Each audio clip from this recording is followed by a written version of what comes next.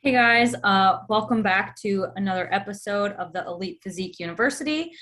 This is episode 76, and today we're kind of turning tables. We're going all in on coaching, how to start coaching, go full time with coaching. So all of us kind of decided that we were going to chat about that today. So before we get into that though, how's your guys' week? I know you guys got some new products and exciting things to talk about. So John, what are you dropping this week?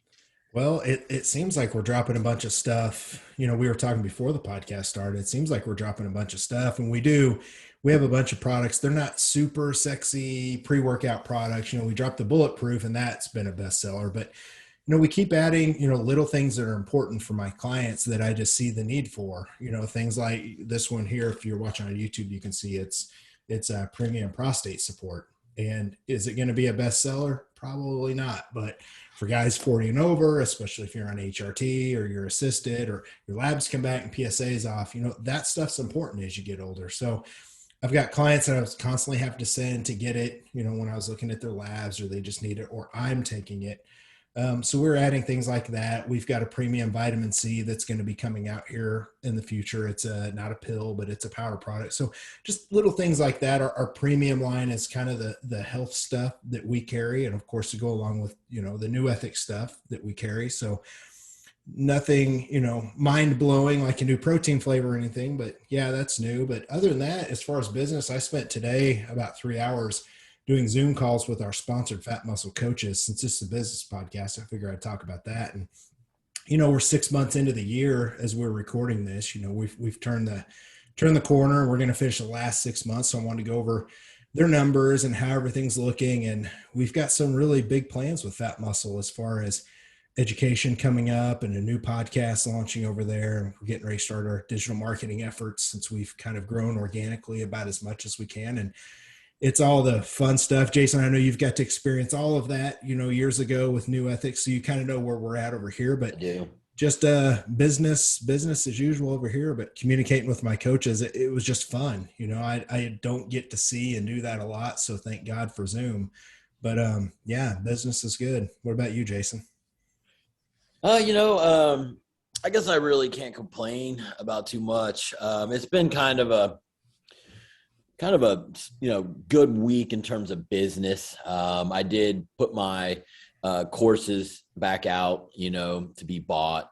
And so if you're interested in that, you can email me, jason@scoobyprep.com. I've got 6 courses. You can buy all 6 for $500 or each one at $100. So I thought I'd run that back out. Good amount of coaches already taken me up on it. I'll let it roll for a week. Other than that, I'm getting ready to go to Naples tomorrow for 3 days. That'll be fun. See my buddy Billy. Haven't seen him in about a year. Yeah, we got a few products coming down the line in NuEthix, but I'm going to wait to discuss it until we actually drop it. So you all will just have to just wait. Leave them with a cliffhanger. Yeah. Hey, that's a hell of a deal on those classes. I know we'll have a link to that in the show notes. So that's something, $100 a class. I mean, when you're doing those live and you're interacting with people, Jason, I believe the price was like $500 a class or something. Some of those were 500, some of them were 3, some of them were 2. It depended on like the length of time. Like the first hormones one was in depth, and that was 500 because it was a 3-hour course. Yeah. I can attest to those too because I've taken the hormone one and I've taken a couple other ones, I think. But they're very good. So if you guys are listening and curious about it, definitely do it. So highly recommend. I will tell you guys though, I think I can announce this. This is kind of new. I am going to create an app, and I'm going to load my introduction to functional medicine nutrition course into the app. And it'll have all the videos, all the labs, all the PowerPoint, and you just pay, a flat fee for it. I don't know what that's going to be yet. And you can study at your own pace, and you always have access to the videos. So it'll be app you can download in the Play Store. That's awesome. That's super awesome. And that just reminded me of one other thing, and I don't want to spend a lot of time. We keep plugging our stuff, but Jason, I've got to throw a plug out to Advanced Vitality because I've had 4 people last week alone Megan has taken such good care, your NP over there. And Olivia, they've taken such good care of my clients, completely in a timely fashion, turnaround, helping people that just haven't been able to get helped anywhere else. And I know that link is in our bio, and I want to bring that up because, I mean, at some point, people just need the help. And that's been a game changer. I've got 2 or 3 docs in the surrounding states that I can send people to, but this has been a game changer. So I just want to give you some direct feedback here. Megan and them, I don't know if they listen to the show, but she does listen to the pods, so she might hear this. Megan's awesome. So thanks, Megan, if you're listening. Awesome. Well, I appreciate that, John. That's what we're trying to do. There's always growing pains. Sometimes pharmacies don't send stuff on time, or they forget to put something in the box. And it's really not our fault, but it's a fire we got to put out. So we're working on our processes, but I'm very pleased with the direction of the company. So are my folks. Thank you. So, Kayla, what about you? The most important person. You've got big stuff happening in a week? We're 1 week out from the wedding. So that's my biggest thing now, because I'm just in a very long off season, as everybody knows. So I just have a wedding to look forward to. So I get to go on vacation next week. So I'm really excited about that. We're getting married in Malibu. So it's going to be really nice. And then we're going to go do like a PCH tour. So we're going to go down to San Diego and then finish in San Francisco and come back home after that. So going to just do a bunch of fun stuff. Like Micah is a power lifter, so he likes to train too. So we're going to go find some like cool gyms and stuff and have some food, like not go crazy by any means, but just have a week off, which will be really nice too. So definitely. Well, then, as you're having fun in Malibu, and I'm definitely going to pick your brain about where to stay, because that's on my list of places I want to go is check out is LA and Malibu. But as you guys are having fun, I guess Jason and I will be back to our old antics, and we'll probably have a Q&A because, Jason, we have nonstop questions. People ask us nonstop. So I've always got stuff in the hopper. So you guys can probably stay tuned for a part 1 or part 2, depending on how many questions we get with a Q&A. So that'll be fun. I'll get to host it again for the day, but you've got us all lined up, Kayla. We've got a hell of a topic here. This is fun. It'll be something a little bit different than physique enhancement. So what are we talking about? Yeah. So today we're going to kind of, like I said, turn the tables and talk about the business side of because I know we do have a lot of coaches that listen to this and stuff. So we wanted to make sure that we covered that and how some coaches can get to where you guys are. I'm in the process, so I can't say that I'm there yet by any means. But you guys have been doing this for a long time, and just give some insight into how that goes and how to get to that point of going full time with coaching and being very successful at it too. Because I think that there's a lot nowadays where there's all this 10K in 1 month, being brought up, and people are just money hungry almost. And they almost forget about why they started coaching in the first place, I feel like. So I think the first thing to go over would just be how long has each of us been coaching for, and how did we get into it? I feel like it's not just I'm going to coach full time and then you just drop everything and go, right? I think all of us kind of had that same rolling into it, but I just wanted to see. So I guess who's been coaching longer, Jason? A little bit. Yeah, a little bit. Okay. So how long for sure have you guys been coaching for? So I think I probably had my first athlete in 2008. So what is that, 14 years? Mm-hmm. I would really say, though, I had the LLC going and was seeing people on a steady basis on Sunday at my house, taking skin folds, probably around 2009. And I did that till we moved, which was around 2013. I was pretty much seeing anyone who was local, I let them come to the house. And I had a lot of local clients. And that kind of helped, though, because I had before and afters. I had things I could post on message boards, and it showed that people trusted me. So I started that way. My whole Sundays would be packed. I'd have 10 people every hour back to back. And it was pretty grueling. And I did that for about 5 years while I was still trying to grow the online business and while I also had a full-time lawyer job. That's a bit of the start. There's more to the story, but I can stay there and see what John has to do, and we'll go next. Yeah. So I consider, so here's the thing. When you say coaching, when I think of you coaching, Jason, I'm thinking of online, right? Because it was a little different. I did start in 2007 with clients in a gym one-on-one. So that to me is different than being an online coach, right? I was working at the park board.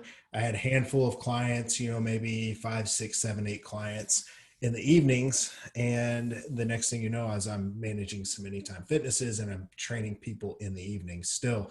So I didn't really start actually online coaching until I guess I could count Leslie, but not really. Like actually with a handful of clients that I'm doing just their coaching online is about 2010.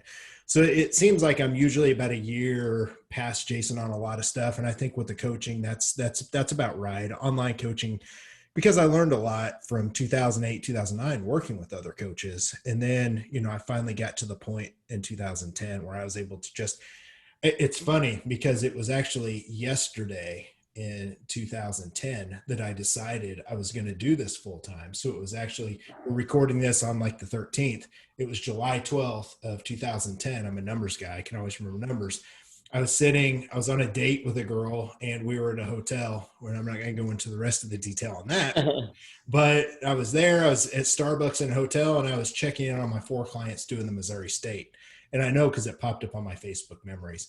I remember sitting there thinking, I can do this with my laptop and be anywhere I fucking want. And it was on from there. So it was really like July 12th, 2010, even though I'd had some one-on-one clients. So that's kind of where it picks up for me. That's awesome.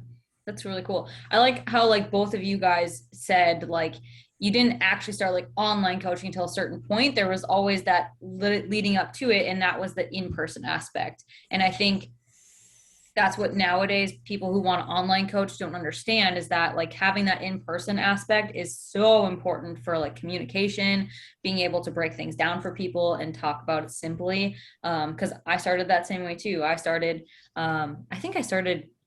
group fitness classes. I got group fitness certified right out of high school.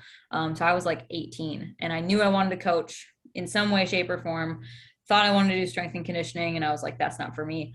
But knew I wanted to do coaching and stuff. And I did that. And then I worked into getting my personal training certification. So I was doing in-person stuff since probably 2013. And then once I started getting into bodybuilding and stuff in that time too, with coaching myself and doing things. And then I just did things for free for people and just helped them out because they were just like, hey, like, can you help me? And it was good practice. So I think that's a really big aspect too. But I started online coaching fully like 2020. That's when it was, because it was 2020, March, right when the pandemic hit and everything shut down in March up here in North Dakota. And I was like, this is awesome. I had just quit like my full-time job, just finished like my master's degree. And I was like, everything's fine. It's going to be just fine. And it was, it's sink or swim kind of thing. But yeah, that was when I went like fully like towards online coaching. And then I think with COVID, it just helped push that more so for a lot of people. So yeah, that's kind of my story. So I guess I've been online coaching for 2 years, coaching in-person stuff since like 2013. So quite a while, but always I learning. did free stuff too. My original model was I carried Beverly International supplements at the house. And the deal was, I'll do your skinfuls, I'll do your diet, I'll get you to the show. Any supplements we need, you got to buy from me. So, I mean, it wasn't a big rip. A lot of people would leave maybe with $200 of supplements and I'd make, 40% on it, so I sat there for an hour and met with you and I made $120. But I didn't charge a fee. And then my first time I charged a fee, it was $200 for a prep. And I prepped a guy for junior nationals and he was peeled. And he's like, man, I really don't want to pay more next time. He's like, but everything you did for me and how quickly you respond and stuff, he's like, that's worth way more than $200. And I'm like, all right. So then I started moving it up some, but yeah, you got to start somewhere, and you got to sometimes provide a little value, right? Free. Mm-hmm. Yeah. And I know that we have a lot of people listening that they're trying to make that transition and they don't understand, one, the value of free, but two, the value of the in-person connection, because, as human beings, people crave interaction. And it's whether, and Jason, we see this, we have conferences, right? People love that. They want to get together. They want to be around people. And we've done it at conferences of all different sizes, basically since like 2016. Like we've seen that with our clients. And to me, it also goes back to the one-on-one coaching, or even just having meetups with your clients. If you're an online coach and you don't do one-on-one, it's good to have like, a meetup every 6 months, or like a big day and train together, like all that kind of stuff. But the one-on-one interaction with me was crucial at the beginning, because it allowed me to connect with someone way better than I could through my laptop. Right. So Jason, the same thing was probably true for you on Sundays. Like that was probably such a good day for them to show up, get their skin folds done, get to talk to you and ask you any questions that they had, get the supplements that they needed. I mean, that was a crucial part of them trusting you later down the road. Am I right? Oh yeah, for sure. The in-person does have a place, I mean, that's, and I think we're kind of returning a little bit to that too. I've had a lot more calls and, picking up the phone and doing things. For a while there in the industry, it was a lot of people just doing, online only. But yeah, the in-person, I think, at least for me back then, they trusted me. They liked to have their appointments, and then they told their friends. It was huge referral, just kept rolling.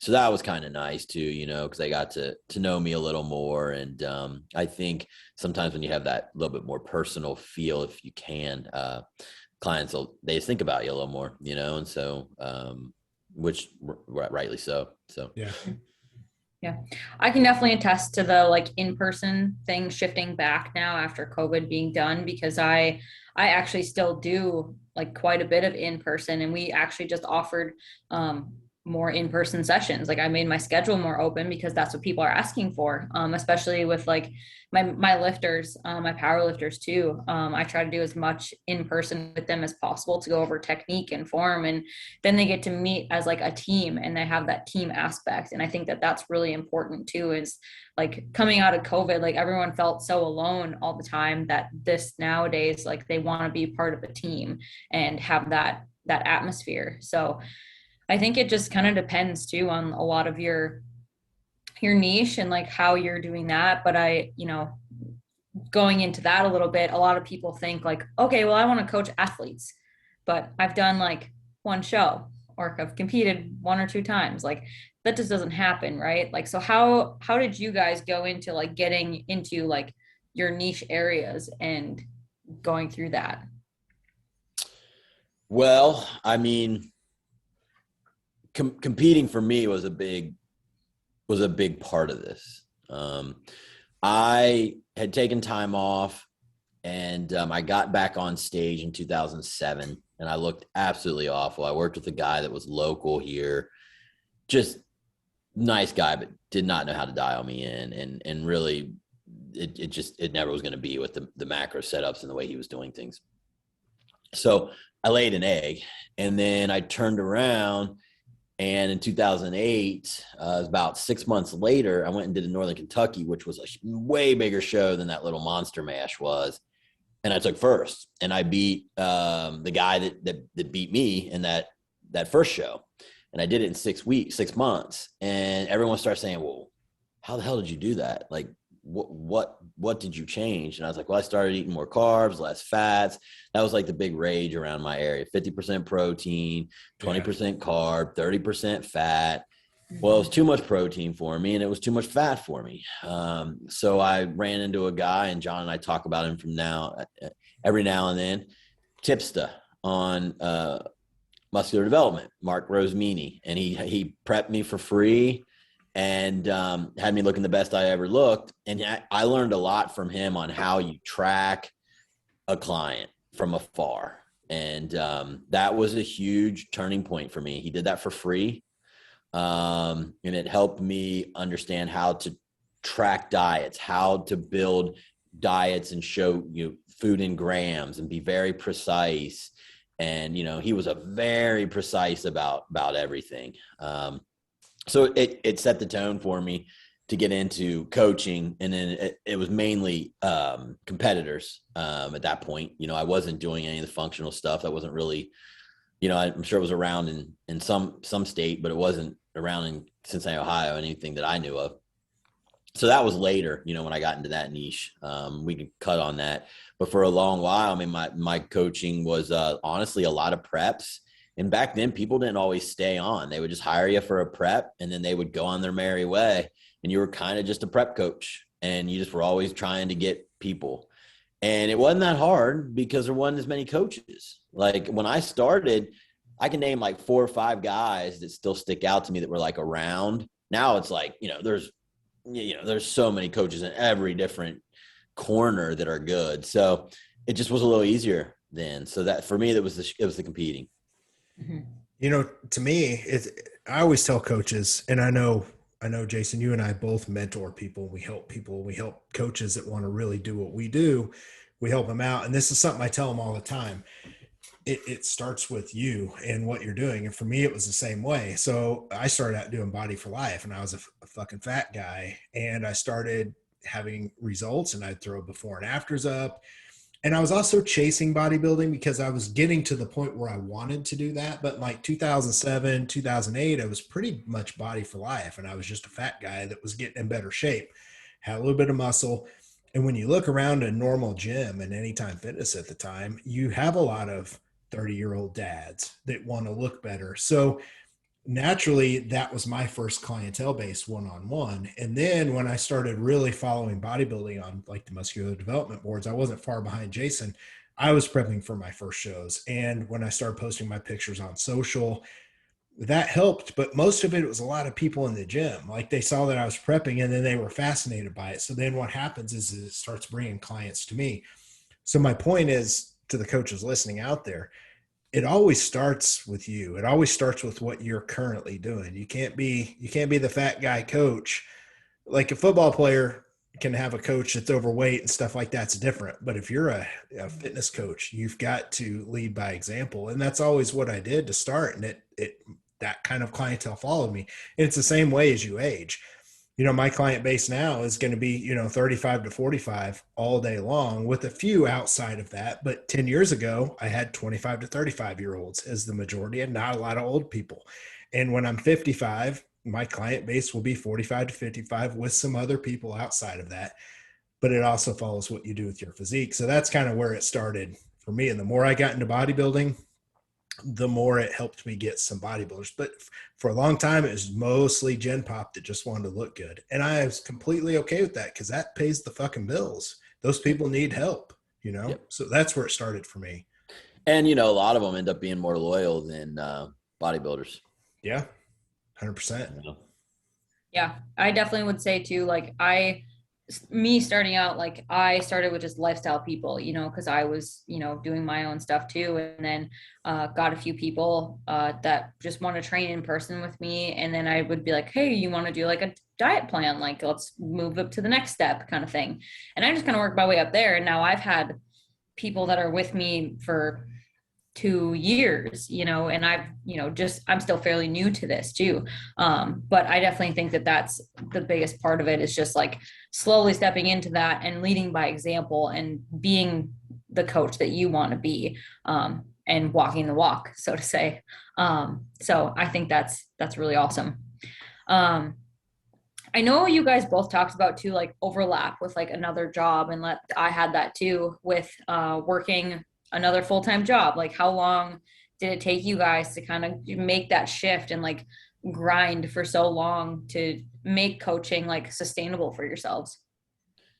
Well, it's a kind of a unique story for me because, I spent all this time in law school and I'm an only child. My parents wanted me to be a lawyer. I became a lawyer. I think they really liked being able to talk about their son, the lawyer. And so, when I started this coaching thing, they were kind of like, what? You're not going to quit law, are you? And I'm like, no, I'm going to do both. Like, I just really enjoy it. And it's probably just vacation money. And then as I got really good at it and started getting more and more clients, I started telling them, I'm like, Mom, it's a lot to do this all together. And so I held on probably longer than I needed to. I know that. Like I was a general counsel, but it wasn't like I was with GE or something making millions. I was at a small, like $50 million company. I made a good 6-figure salary, but it wasn't like anything like crazy. And I think when I finally quit, Scooby Prep was doing about 300K. So for a while I was just double dipping. And like I said, I had more than replaced my income probably at year 5, but I wanted to see a trajectory like this. I kept always thinking there's going to be this year where it's going to do this. And it never really has, thank God. It's steadily done this. And so once I had enough data points for me to feel comfortable that at least I was going to sustain this certain level, it was time to move on. And for me, that was 2000. It was either end of 2017 or the end of 2018, but I think it was the end of 2017. It was like October, and I don't think it was 2008. So I'm going on 5 years now. So like I said, I mean, I was 39 before I got out of law. So I did coaching on the side with law for probably 12 years. Well, let's see.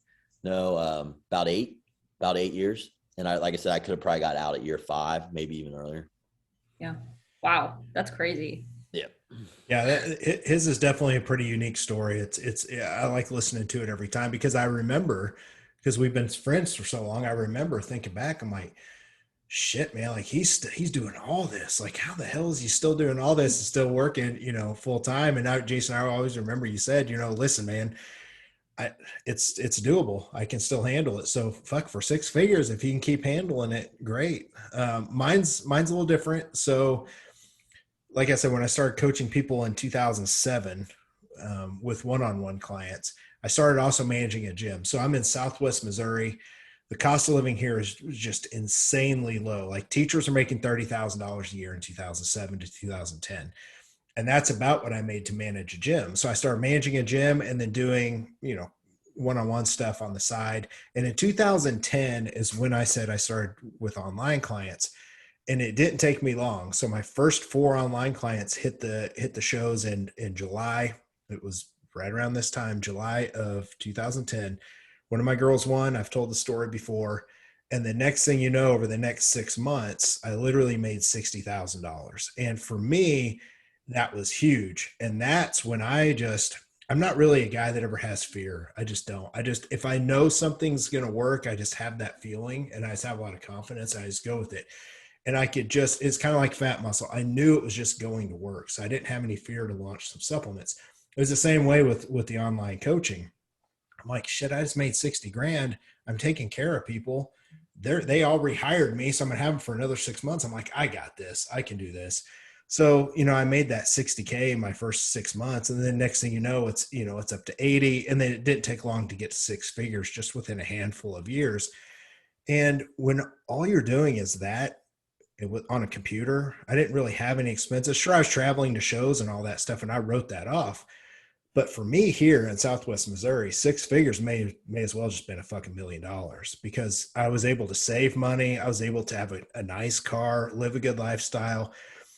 Jason, you and I are both penny pinchers. We always feel like we're going to be broke if we don't fucking watch it. So even though we both make over 7 figures now, like I still, dude, if I have a month, I'm slow on clients now. I'm like, it's all going away. I'm losing it all. But I know. Back then, I felt good. And what it allowed me to do was just triple down even more on myself. So that was when I transitioned. And I know that's not normal for what most people are seeing today. So it's hard to take our story and apply it today because like Jason said, we didn't have, the saturation for coaches now is just insane. And especially mediocre coaches, the mediocrity is so bad because everyone wants to do it. And not everyone has that DNA to be a coach. So back then, if you were pretty good at what you do, you stood out and people just hired you just left and right. So it was a really fast track for me, but it's not like that these days. And I know we'll talk about some of that to give people advice as we go, but that's kind of my first, 3 or 4 years. Yeah, I definitely can agree with you because even myself, like just like the last like 2 years going fully online, has still been like like how you say, like you have a bad month and you're like, oh, it's going to all go away. Like I still feel that all the time, or I'm still like You'll I'm never in that not right feel it. now. It's Yep. never going to go away. Yep. Yeah. I'm like, I'm just going to get used to this. Sorry to Cause be the bearer of bad news, but it's never going to go away. cause I like I had a full-time job. I was working as a, general manager for a meal prep company here. And the meal prep company was great, like loved doing it, but I just was like, I can't just sit and work at a desk all day. Like I kept, no matter what I did, all through like masters, like my master's degree, going through school and everything, I still kept coming back to doing some sort of coaching, like no matter what. Cause I was like, kind of like, I don't think that's going to work out. Like it's just a side thing, you know, I'm just kind of doing it for fun, but I just kept coming back to it. And soon enough I was kind of like, you know, like I could probably like make this thing like a real thing and do this full time because I just love it. And so finally decided that I was like, okay, I put in my like notice that I was gonna like leave. And luckily I had the great situation where they were like, okay, well you can do like part-time hours and stuff. So then I started getting more clients at the gym and doing in-person stuff, getting a few online at that point. And then by February 2020, I was like, okay, this is going to be like my last day and stuff. And I was like ready to go. And then February 28th came and I was done. March came and then it was like, oh, the gyms are shutting down. So it was literally like I got thrown in the pond and just had to learn how to swim. And we made it work and stuff. But I'm still, and last year, 2021 was really awesome. I mean, I hit 6 figures for my first year, not income for sure, but you know, I think that first year or 3 is learning a lot about overhead and expenses and just getting everything under control. So I'm in that process right now. Total, you brought in 6 figures? Yeah, I brought in just over 150 for revenue. Listen, I don't give a shit about bottom line, because that part as an online coach, like no one needs to know those numbers, in my opinion, unless you're selling a company. No one needs to know your net income, but that's legit. I mean, that once you hit 6 figures, that's something that I think 90% of online coaches are just this day and age are just never, ever going to hit. So first of all, congratulations to you on doing it such a short amount of time in an industry that's just super oversaturated. Like that's legit. Thank you. Thank you. It definitely, like, it's a grind now because of all that saturation stuff with coaching. But so I guess into that, like being a standout in front of all these coaches, you know, there's, you know, everyone has their specific niche, everyone has their way of doing things, but like, how would you guys say like would be a good way to make yourself stand out over somebody else who offers contest prep coaching or anything, you know? This is something I have to talk to people about all the time. I can start with this.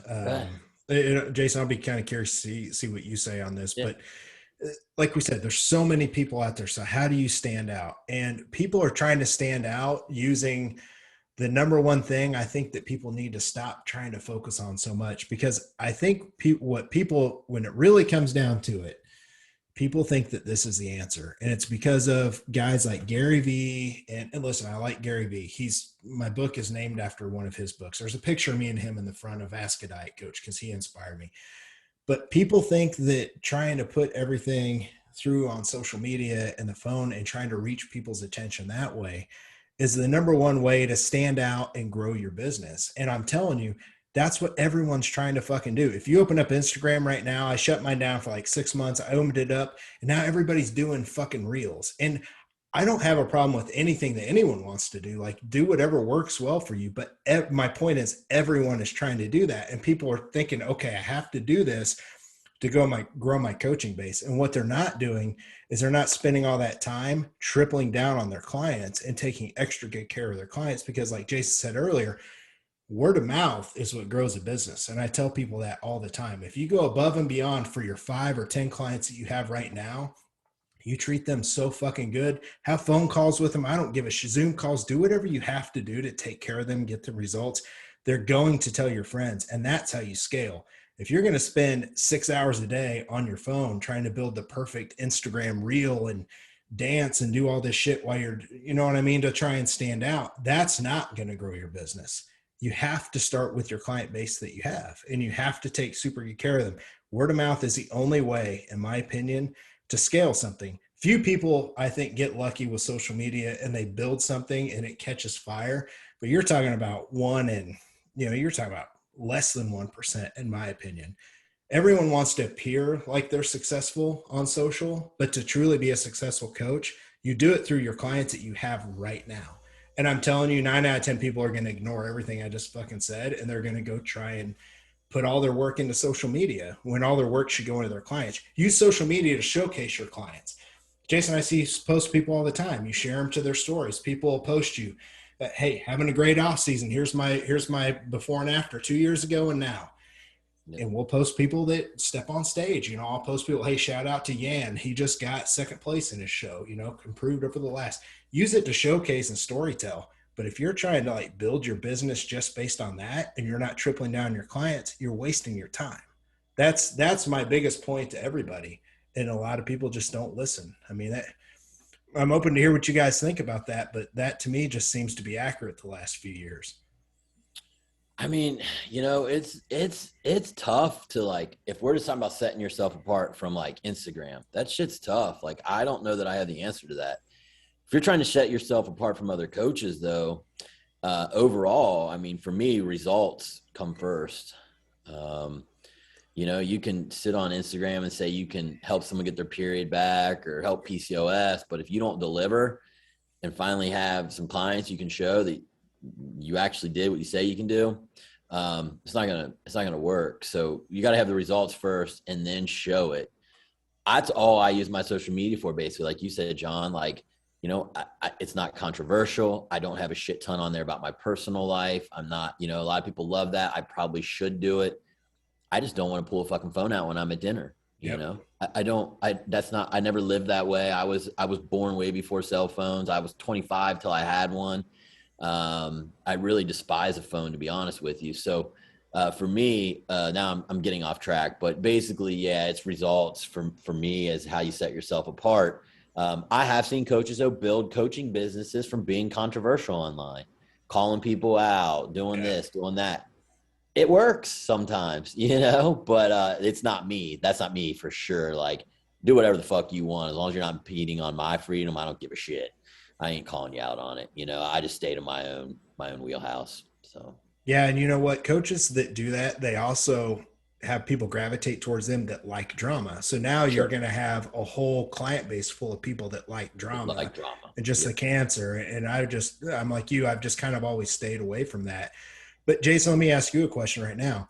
If you completely shut social media down and you just had to rely on word of mouth and the clients that you have now, how confident are you that you would stay in the 6-figure range for the rest of your career coaching? I'm about 99% confident I would. I think it would hurt potentially my coaches on my team. And why is that? Because they don't have as long of time cranking out clients. I mean, think about it, in 15 years, I haven't counted it, but man, I bet I've touched 2,000, 3,000 people's lives. And that's right. Someone that can, and I bet 97% of them are happy. And so that's a lot of people that'll talk about you at the party, at the neighborhood cookout, at the gym, at the grocery store. I just have more of that in the bank. So I think I could get away with it. I think it would be tougher for them because some of them only have a year in. They gotta be visual. They gotta be visible. So that's my opinion on it. So if someone with, say, one of your coaches is a complete doppelganger of you, they're a twin of you, they have your DNA, your drive, your hunger to get better, and they're you 10 years ago, and they tripled down and all they had was their current clients, do you feel like you 10 years ago could have scaled that without trying to worry about growing social media? You just take care of your clients. That's kind of the point that I'm getting to, is you would get such good results for your clients that word of mouth would continue to scale your company. I know social media was definitely part of helping us grow Facebook back in the day. Yeah. But my point is, you scaled because of word of mouth, correct? Sure. 100%. 100%. Because Instagram came around about 2000, maybe 11 or 12. I didn't even get on until 2013. I loved Facebook. I didn't want to get on another platform. Yeah. I was really kind of late to the game. But I kept having people that I had worked with, dude, you're missing the boat over here on this. You're missing the boat. You need this. I'm like, fuck. All right. I'm going to learn this shit. But yeah, I think, it's always about the word of mouth and the results driven first. And, you know, I posted a few people on message boards, but really I didn't really have a huge platform to post people. So a lot of it was word of mouth for the first year for sure. Yeah. And you'll see, you know, I can go back to 2016 when I met Gary Vee for the first time. We helped his book launch, Ask Gary Vee. And he was promoting everybody should drop what they're doing and start Snapchat right now. Well, how many people are coaching successfully on Snapchat now? They're not. And now he's saying the same thing. Everybody should have a TikTok. Everybody is trying to bypass the actual work of getting good at being a coach and getting people results. That's the point I'm trying to make. Quit worrying about the next fucking thing and worry about getting better and getting your clients results. They're going to fucking build the company for you like that. But people don't want to hear it, man. Like, I'm going to get off my soapbox now because maybe I'm old and cranky and cantankerous and I'm burnt out. And this is Red Ass Gorman. We have Red Ass Jason if we start talking about labs, but this is Red Ass Gorman because I'm tired of social. But I'm tired of people like not listening when they ask for help, you know, like that's if they would just follow the instructions. So I hope this kind of drives that point home for some people. Yeah, I definitely think that, like, as you guys said, like there's always going to be social media that comes and goes. And as social media is like an important aspect of getting yourself out there, establishing authority, showing your results, showing your personality, because I think that's a really big part too of like why people choose you, because you could still give the same results, but people do it in how many different ways. You know, there's all kinds of different pathways to getting on stage or getting on a platform or just losing some weight. You know, there's all kinds of different ways to do it, but it's just how that person just connects with the coach and like what they want out of it too. But I overall agree that results is going to be the biggest thing for sure, because that's what people want to see, and they want to have something good to talk about. So yeah, definitely agree with that one. With that too, like before someone goes like on full-time onto coaching, like what should they have in place as far as like a number of clients or like a revenue range, like SOPs, like scaling, you know, before they decide to go full-time with coaching, just so that they don't just completely drop off the face of the planet. I mean, I can list a few. I mean, in order to scale, you're going to have a process. My process involves my Feed for Function app that I'm co-owner in. And it allows me to manage a good large client load, keep it organized, and not be at my computer for 18 hours a day. So you need to have a good process for how you're going to track, how you're going to respond, how you're going to keep your information in a place where you can find it. And when I first started coaching, when I had 10 people, it was fine. Once you get to 30 and all you're doing is emails, then they don't respond to the same email. Then you're trying to search it. And for some fucking reason, they're not always in your fucking search button in Google. And sometimes you delete something and it's not in there either, which pisses me off, but that's another issue. And so, you know, you've got all this shit going on. And I just think that, you know, it just gets kind of murky and lost, you know, and blurred. So, yeah, I like to tell people, I think the best thing that you can do, and this is with any business really, if you wanted to learn how to open up a restaurant and manage a restaurant, go work for somebody and go work for a restaurant and learn everything you can, basically get a mentor, right? So it's the same thing with online coaching.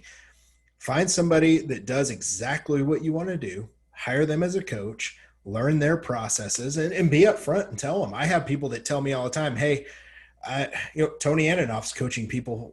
His business is exploding. He sends me questions all the time, but he's also hired me. I've done his diets before, and he's learned how the actual process of online coaching has worked through me for the last few years.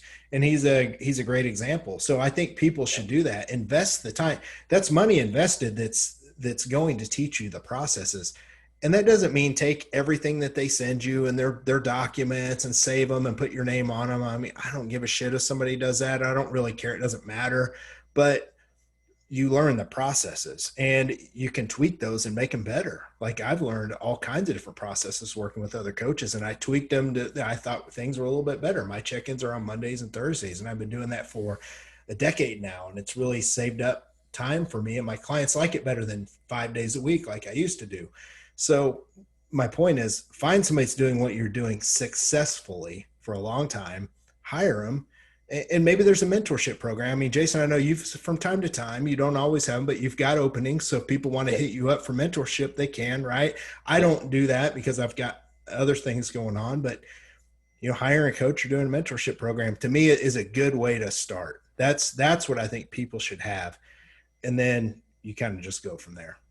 Yeah. As far as money and revenue, that's going to depend on your lifestyle and what you need. I mean, like, I've seen people, growing up whose parents probably don't make 60K, but they can fix every house they're in. And before you know it, they're in a $500,000 house. So, it doesn't really always matter with money, right? But you need to be able to pay your bills, and you should be able to save a little bit. So whatever that does for you, that's where you should be on money. And like I said, I think you should at least have some trends going up. I wouldn't quit my day job after one good year, but that's me. I'm very cautious. So that's where I think, how the money conversation goes. That you have processes in place, like we talked about. John talked about getting a mentorship or a coach. I think that's a good idea too, because you just see what they're doing and how they're doing it. And maybe there's things you don't like everything that they do. And so then you can put in place, your way of doing it. But organization as a coach, if you want to scale, is huge. After 30, it gets dicier and dicier, and you better have some organization in place. You can use Google Drives for all I care. I mean, share Google Drive, but just have some process going for you on how you track clients. 100% agree. Same thing with money. It just depends. I'm a little more risky because I just have this innate ability to know if I'm going to be good. And I know that I'm worst case scenario, I always write down what's going to happen. Like, am I going to lose the clothes off my back in my house? No, I'm not. So I'm not going to take that kind of a risk, but I think people should have 6 months worth of savings in their bank account, I think minimum. And I know most people don't, because a lot of people live paycheck to paycheck, and they're really quick these days to rush to, well, fuck it, I want to start now. So just know the risk. But, if you can say 6 months worth of income to live off of in case something bad did happen, because I mean, look at COVID. COVID was good for a lot of us. We grew, but I know a lot of people that didn't, and they shut down. So, I mean, you never know when some weird shit like that's going to happen. So I think 6 months a minimum is probably good financial advice. Yep. 100%. Yep. I agree with that. I can definitely say, I've done Jason's mentorship program. Jason's my coach. I've learned so much from Jason, just myself and stuff. And then just reading on my own, doing my own research, learning from other people, taking other classes, always be a student too. No matter what you do, you can always learn something, as long as you keep going. I think as soon as you start to think okay, I think I'm good, that's when you start going downhill, is when you're not open to learning new things. And then even with your processes too, I started with just Word documents and Excel. And now I do use Google Drive with all of my clients. I just have a check-in form that I do with them, and it keeps it pretty simple. I do the 2 days a week, like you do, John. And that just keeps everything more organized, but I'm super type A. So the organization part is not an issue for me. It's just more so I overthink things a little bit. So that's where I get stuck. I think you have to have some type A to be a good coach. Otherwise, you'll have these coaches, I used to these coaches that do everything by text. Oh my God, that would drive me nuts. No, dude. And they're always kind of stressed out more than we're stressed out. And it's just yeah, man, that's not the way to do it. So for those out there listening, if you have 5 clients and you're running it by text, that's fine. Try that with 100. Try that with 200. It doesn't work. You're going to literally be working at their hours instead of setting your own. So I think setting boundaries is going to be a really big part of that too. Setting boundaries of when you're going to answer messages, or not have your phone on and stuff like that. And they need to respect that, because otherwise you will drive yourself crazy, just being working all the time. And, you know, I've been there too. I'm still going through that. Like, I think that's always just a part of owning your own business and being a coach full time, is that you're kind of always on the clock no matter what. Cause like, you know, if you have clients that are competing for their pro card this weekend, like you can't just be like, oh, well, I'm out of town this weekend. Sorry guys. Like, you got to answer it. Like, I have a client that's getting ready for her first show, and like, I'm going to be gone next week. And I'm like, yeah, I still want to hear from you. Like, I want to do your check-in no matter what. So yeah, I think that's always. When you run your own business, that's going to be the case. Like, it's cool working for yourself, but do realize your weekends, I'm never shut off completely. I usually get up on Saturdays and have to do an hour or two of work. Sunday, usually Sunday, I try to not do it. I get up and maybe go to brunch if we have Maddox or something. But, you know, I have to get back on Sunday night usually and cover it, because if I don't, then those are just gonna be sitting there on top of the Monday morning check-ins. So yeah, I mean, if you're an entrepreneur, you run your own business, there's just there's just not that where you clock out on Friday and you can just completely say fuck all. It doesn't happen. No, and I like this setting the habits early, because, you know, Jacob, who runs Phat Muscle, I own it, but he pretty much manages it. We have a saying here that I came up with is, can we do it at scale? And so we'll come up with ideas and cool different little things to do, like some pre-sales here and there. And we had to really kind of run that stuff through and think, okay, can we do it now? If we're making, say, $1 million now, can we still do it this way? Or is it scalable? So if we get to 10 million, are we going to have to not do it this way? Are we not going to be able to, is it scalable? And that goes back to the things like texting. Sure, if you want to text your first 5 or 10 clients, you're setting up the habit to where, Jason, you said good luck at 100. Fuck, man, like I wouldn't want to do that with 15 people, because like you said, they're just going to blow you up nonstop. And the nice insight that I've learned over the years is, when you give people a check-in day and a certain time, the people that follow that, those clients are also, you're going to notice they get their best results. They're not scattered. They're not fucking rushing around all over the place, stressed out.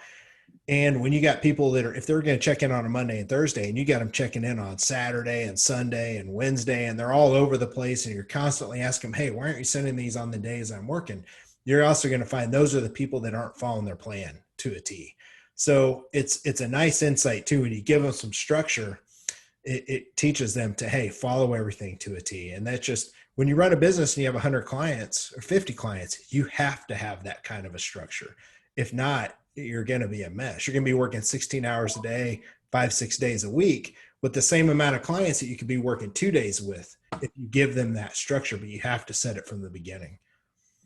I think that's a really, really good point, because like anyone can like grind it out and like hit a super high month or something, and with revenue and everything, but at what cost, you know, to your sanity, to your relationships and things like that. So I think scaling is like the biggest part of it and the most important, probably. I can give a really good example. Well, you know what, Jason, I can use you and I as an example. I know someone in our industry that just coaches people full time, has the same amount of clients that I do. Jason, I don't know where you're at, but I know you've got a little bit more than I do, but full time. And I can't even get through to him with an email. It takes him 4 or 5 days to answer. He's got the same amount of clients I do. And it's these type of people that ask me, well, how do you have a supplement company? How do you write a book? How do you go speak? How do you do a podcast? How do you have a full client? How do you do all that? It's because you stay super organized. And what I found out is the coaches that all they're doing is coaching, and they have, say, 100 clients, and they're so unorganized all over because they don't have those systems in place, right, and their clients are blowing them up fucking 16 hours a day. And, you know, one of my friends I actually told, hey, do the Monday, Thursday thing. He didn't. And it takes me 4 or 5 days to hear from him. Like, if my client texts me, they're going to fucking hear from me today. You know what I mean? So it's like one of those things. You've got to have those systems in place. I'll stop for now, but you guys see my point of how it can get out of control if you're not careful.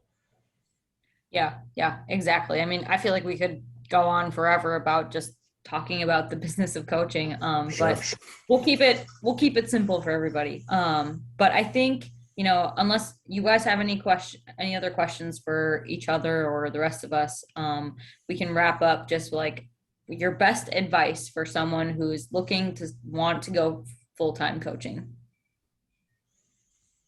I can give one real quick, because I think I've pretty much hit on everything I can think of. But one thing that I learned in the gym industry that I can pass on that will apply to coaching.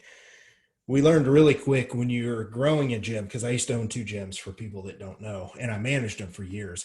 You learn real quick that it's a lot better to keep a client or keep a customer or keep a gym member than it is to try and go out and find a new one. So remember this when you have your coaching client base. Take such good care of your clients that you should have many that are with you for, a couple years, maybe more, maybe 5, 6 years. Jason, I know we both have people that have been with us a long time, to the point Yeah. it's like, I don't have anything fucking new to show you. I Like, mean, I've got people with me still on $100 a month, and they're just like, I ain't leaving. right. But my point is, it's a lot better to try and keep clients as you're growing your business. Keep those renews going every single year, and then you can also add new clients. So keep that in mind. Take such good care of your clients that they want to renew with you, and then you still get the word of mouth to grow your business. So now, instead of having 15 clients, losing 5 and having to replace those 5, maybe you lose 1 and you add 5 more clients, and that gets you to 19 instead of 15. So it's just cheaper. It's cheaper to do it that way. It's always better to keep a client than to replace them. That's the point I'm trying to make. Mhm. Yeah. I mean, I guess, we have given a lot of tidbits here for advice, but leadership is important. You got to remember, you're a leader, you're a coach. What was did you grow up playing sports? Your coach is pretty much the leader of the team. So you need to ask yourself, are you someone that you would take direction and follow? And if you're not, then figure out why and what you're missing and what you need to do, and get that developed. Because if you don't, I really think you're going to struggle. People just aren't going to follow.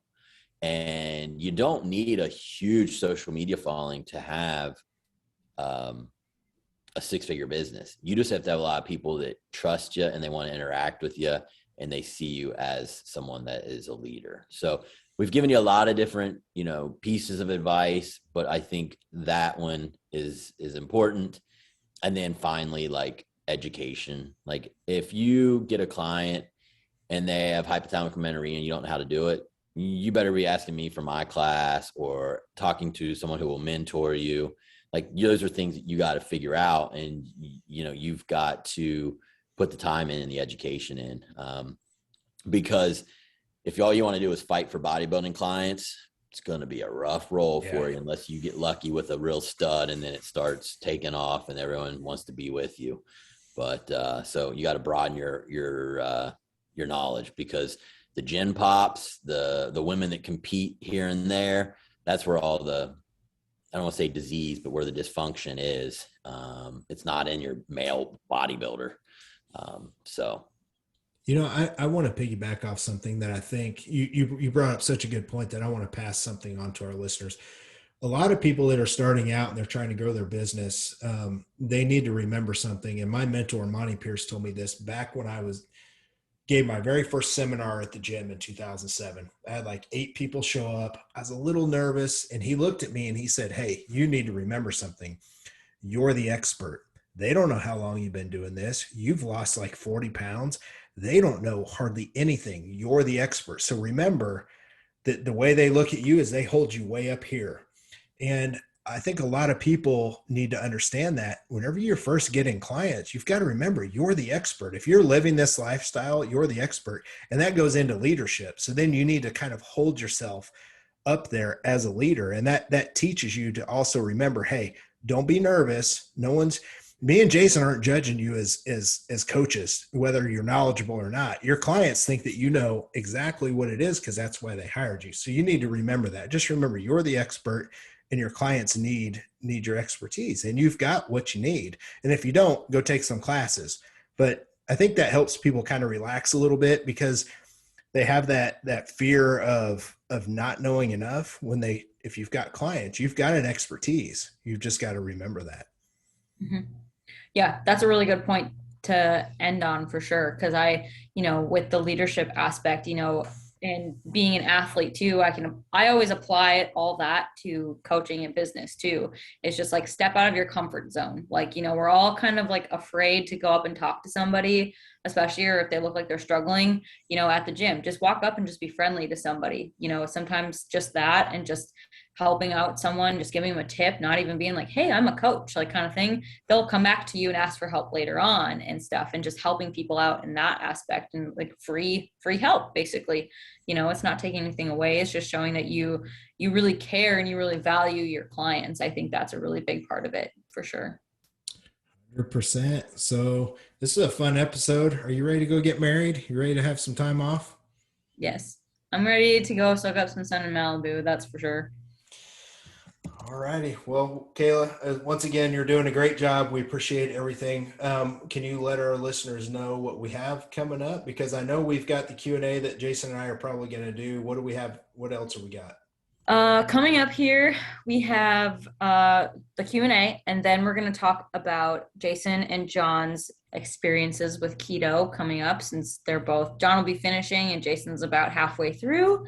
So we're going to go through that, and I've never done it, so I have lots of fun questions about that and just learn about it. I've been reaching out to guests, so we have one lined up for sure. I'm not going to say who it is, but I'm really excited for it. I'm fangirling a little bit, to be honest. But that one's going to be fun. That'll be in August sometime. And then just going to keep getting on some more people. So if you guys have suggestions of anybody you would like us to see on, or topics or anything, just shoot me a message on Instagram. That's probably the easiest way to message me. Always open to ideas or things that you guys want to hear about, because we just want to know that you guys are liking it. So because we have some weeks left on keto, does that mean, Jason, you agreed that the longer we string this out, the longer you're going to stay on keto, right? Are we going to find your break? I already broke off keto. I did too, but I did it for quite a while. I know you did too. You got it probably like a month in. I did like 2.5 weeks. I didn't do it that much, but the thing was my skin was breaking out from it. And I just didn't like that aspect of it. And so I just went back to lower fat intake. So. Yeah, well, that's okay, because we're gonna talk about the good, the bad, the short, the long, all kinds of different ways. Because there's places for a real quick short run, and there's places. Yeah, I mean, my insulin sensitivity feels better. I got more hunger now. My blood glucose was under 90, and so that was good. So yeah, I mean, I got out of it what I feel like I needed. Yeah, we're gonna do a complete deep dive on that. So, Kayla, if we're done, you can shut us down. All right. I think that's everything. So we hope you guys enjoyed this episode. Please give us feedback. Review would be awesome. And share it. Tag us in your stories and stuff like that. And we will see you guys. Well, I won't see you guys next week. I'll see you guys in 2 weeks. But all right, we're out. See ya. Yeah.